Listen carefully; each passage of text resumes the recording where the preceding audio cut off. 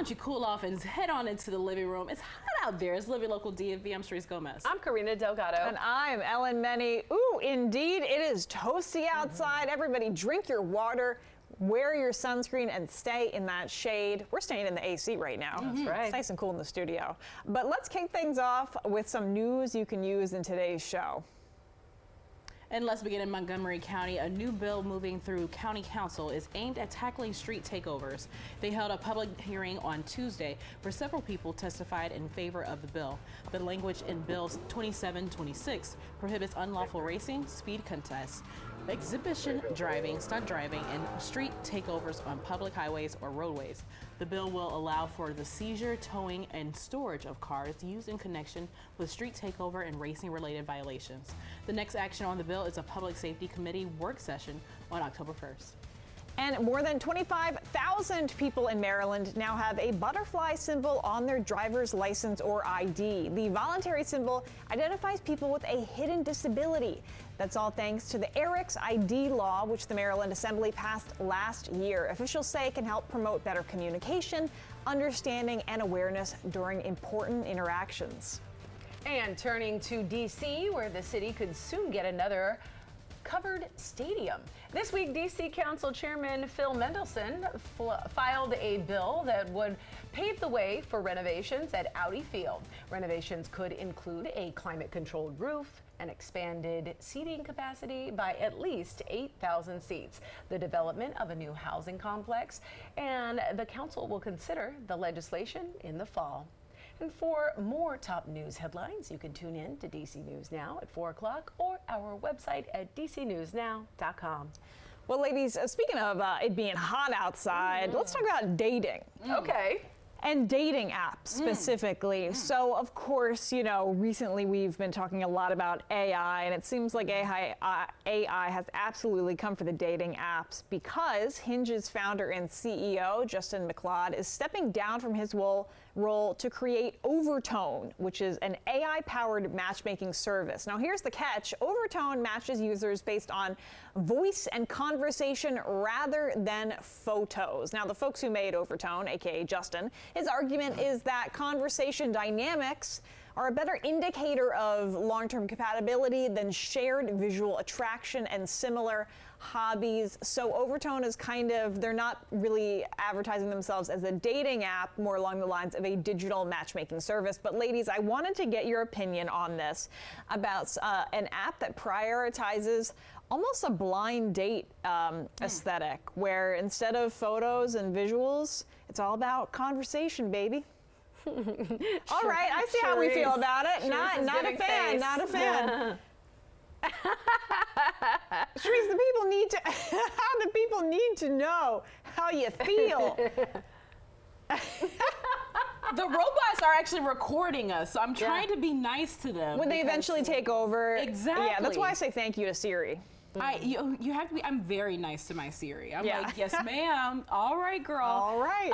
So that's why I'm scared to say what I have to say, because I feel like everything in our studio is AI powered, except for, of course, the direction and producing, which only the best top talent can do. I am scared of AI. Yeah. I'm scared of the future. Call me old-fashioned. We talked about this earlier. I think, what happened to the day where your girlfriend just set you up with somebody?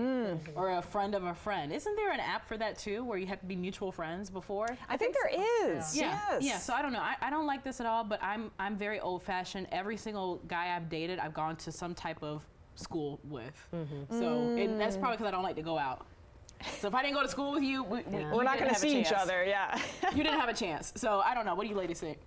My question, I guess, would be, where's the source data coming from? Because it's saying questionnaires. So they're basically saying Overtone is going to, if you sign up for it, they're going to ask you a lot of questions that are going to determine. And you answer those questions in a voice note or something? I don't know. You were saying it was based off of conversation and... It's based off of matching people based off of, yes, conversation and voice and conversation dynamics.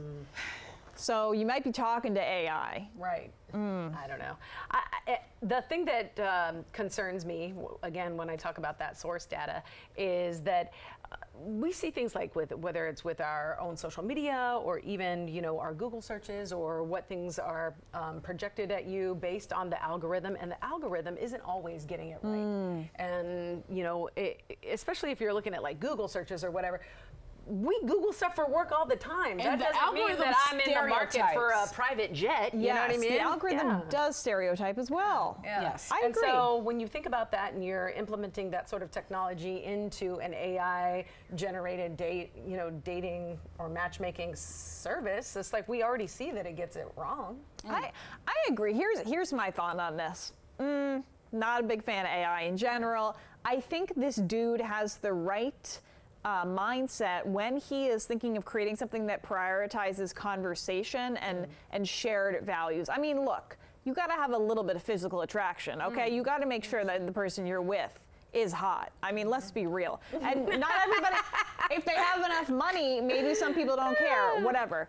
But what I'm saying is, I'm all about, you know what, I think the road to a good relationship is paved on values, good conversation, shared beliefs. It's not if y'all both don't like pineapple on pizza, okay? The number of times I saw that on dating apps, God, I just wanted to jump off a cliff. But I don't have to worry about that anymore. What I'm saying is, AI, nah. The whole concept of conversation, maybe. Yeah, I think the finding love and romance has already become way too technology versus human nature at this point. Has. I told you I'm going to the nunnery if it doesn't work out. Oh, well, let me join you, Charisse, I'm okay? going straight to Leo, I'm here to serve. Here's a simpler conversation. Today is a National Hot Dog Day, and I decided to have an age-old debate with our audience. Now, there is the National Agriculture and I think Food Administration. They do classify hot dogs as sandwiches. And Is that what they're doing now? Defined as meat or poultry. There's other stuff to worry about, y'all. Filling We've between got 2 slices of bread, a bun, or a biscuit. By this legal and technical standard, a hot dog qualifies. Legal. However, the National Hot Dog and Sausage Council, well, they strongly object to the label, and they claim that a hot dog is a category of its own. And we tried to settle this once and for all with our audience, because this is, solving world woes of the world. One great debate at a time. Hard-hitting journalism. Well, here's what one of our callers had to say. Well, in my eyes, it is definitely a sandwich. Okay. Mainly because growing up in less than minimum wage family. Yeah. You couldn't afford hot dog buns, so That's you true. use a slice of bread Very true. as your hot dog bun. The bread starts to like melt from the ketchup on there, and then you just got a bunch of pink dough wrapped around your hot dog. Hey, it is what it is. It all goes in one way. So, but a typical sandwich always has different type of condiments on it. So a hot dog has it. Yeah, that's what the National Department of Agriculture is saying, but the Hot Dog and Sausage Council begs to differ. So Maybe the hot dog and sausage council are a bunch of wieners.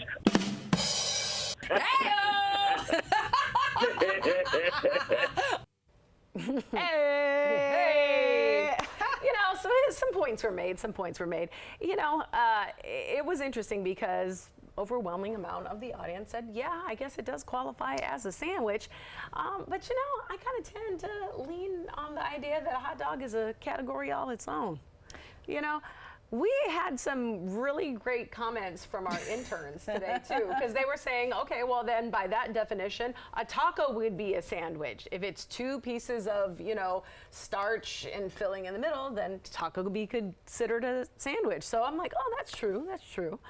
I don't know. What do you think? Justice for hot dogs and mac and cheese. I feel like we've had some hard-hitting conversations this week. Yeah. And again, where's my camera? Department of Agriculture, USDA, you guys need to be worried about cyclopsoriasis, okay? You worry about the explosive diarrhea. Don't worry about the hot dogs. Worry about the lettuce. Worry about the lettuce. Yeah, why are the fruit? Why are they talking about this? And why do we have what's it called? A National Hot Dog and Sausage? Wait a minute, I'm a card-carrying member. Oh, I'm sorry, but my that was offensive. hold on, my taxpayer Wait a minute. My taxpayer dollars are going to the National Hot Dog And you pay me. Glizzy Yes. Gobbler 3000 Yes. Yes. Association. What are we doing? Ellen, don't offend me in my council. I'm Very sorry. rude. I'm sorry. It just, You used to be all inclusive. I'm not anymore. Wow. You know, I used to be woke. Now I'm asleep.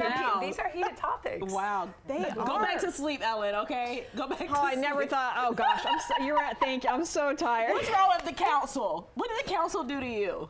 Why am I spending my taxpayer dollars on the council? Important stuff. Anyway, a hot dog's a hot dog, okay? Yes. No matter how you twist it. Unless you put Ben Schlebo on top. Ooh, then it's a spicy half smoke with the chili on top. There's kids watching this show. Stop. I know that's not porn. safe for work. Goodness gracious. Oh my goodness. It's a daytime television show. All right, well, before we get canceled, let's move on, everybody. Thank you so much for joining us for another awesome day on Living Local DMV.